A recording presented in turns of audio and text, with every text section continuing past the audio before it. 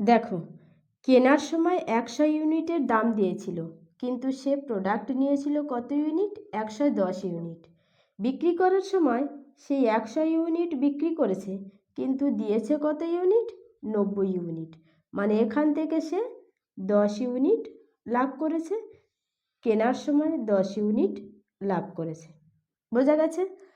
তাহলে কেনার সময় প্রথমে 10 ইউনিট প্রফিট করেছে 100 ইউনিটের দাম দিয়ে, প্লাস বিক্রির সময় সেই 100 ইউনিট বিক্রি করতে গিয়ে 10 ইউনিট লাভ করেছে। তাহলে 110 ইউনিট বিক্রি করলে কত ইউনিট লাভ হবে? 0 0 কেটে গেছে, তাহলে 10 প্লাস 11, 21 ইউনিট। প্রথমে কত ইউনিটের দাম দিয়েছিল? 100 ইউনিট। 100-র উপরে লাভ হয়েছে কত? 21। তাহলে 100%-এর উপর কত হবে? 100 কেটে গেছে, 21%।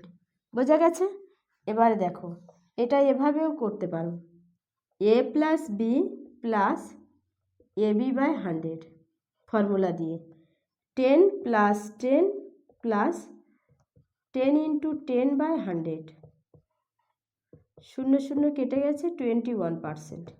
বোঝা গেছে?